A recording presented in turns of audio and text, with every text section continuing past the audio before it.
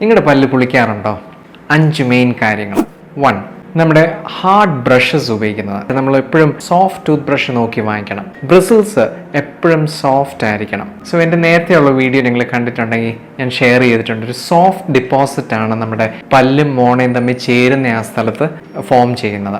ആ സോഫ്റ്റ് ആയിട്ടുള്ള creamy deposit എടുക്കാനായിട്ട് നമുക്കൊരു ഹാർഡ് ബ്രഷിൻ്റെ ആവശ്യമില്ല. രണ്ടാമതായിട്ട് ഹൊറിസോണ്ടൽ ബ്രഷിങ്. ഈ ഹൊറിസോണ്ടലായിട്ട് ബ്രഷ് ചെയ്യുന്ന ഉദ്ദേശിക്കുന്നതെന്ന് പറഞ്ഞാൽ ഇങ്ങനെ അങ്ങ് നീട്ടി തേക്കുന്നതാണ്. നമ്മുടെ ഈ ഇനാമൽ ഏറ്റവും തിന്നായിട്ടുള്ള സ്ഥലമാണ് ഈ പല്ലും മോണയും തമ്മിൽ ചേരുന്ന സ്ഥലം. അവിടെ ഒത്തിരി പ്രഷറും ഇങ്ങനെ നീട്ടി തേക്കുവാണെങ്കിൽ അവിടെ ആ ഇനാമൽ തേഞ്ഞു പോയി നമുക്ക് പെട്ടെന്ന് പുളിപ്പ് വരാനുള്ള സാധ്യതയുണ്ട്. ഓക്കെ, നമ്മൾ ഇത്രയും പ്രഷറിൽ തേക്കുമ്പോഴോ അല്ലെങ്കിൽ ഇതുവരെ കട്ടിയുള്ള ബ്രിസിൽസ് ഉപയോഗിക്കുവാണെങ്കിൽ മോണ അവിടെ നിൽക്കത്തില്ല, മോണ അങ്ങ് ഇറങ്ങി പോകും. ഇതാണ് മോണ ഇറങ്ങാനുള്ള മെയിൻ കാരണം. ഇങ്ങനെ ഇറങ്ങുമ്പോഴാണ് ചൂടും തണുപ്പും ഒക്കെ പെട്ടെന്ന് തട്ടുമ്പോൾ നമുക്ക് പെട്ടെന്ന് പുളിച്ച് കയറുന്നത്.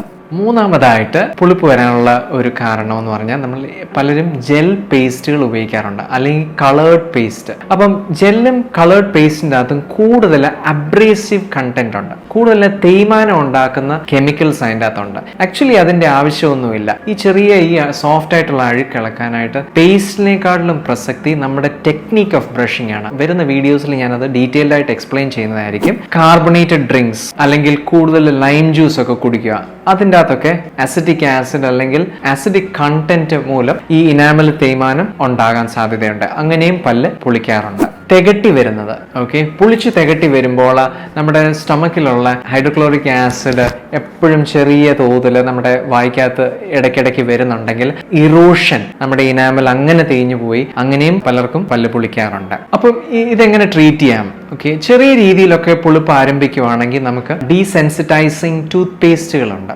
ഡീസെൻസിറ്റൈസിങ് മൗത്ത് വാഷസ് ഉണ്ട്. അപ്പം ഈ പേസ്റ്റുകളും മൗത്ത് വാഷസും ഒരു ഷോർട്ട് പീരീഡ് ഓഫ് ടൈമിൽ ഉപയോഗിക്കുമ്പം ഒരു ടെമ്പററി കോട്ടിംഗ് ഫോം ആവും. അങ്ങനെ ഈ പുളിപ്പ് അങ്ങ് സോൾവ് ആകാറുണ്ട്. ഈ പേസ്റ്റും മൗത്ത് വാഷും ഉപയോഗിച്ചതിന് ശേഷവും നിങ്ങളുടെ പുളിപ്പ് മാറുന്നില്ലെങ്കിൽ നിങ്ങളുടെ ഡെന്റിസ്റ്റിനെ വിസിറ്റ് ചെയ്യേണ്ടതാണ്.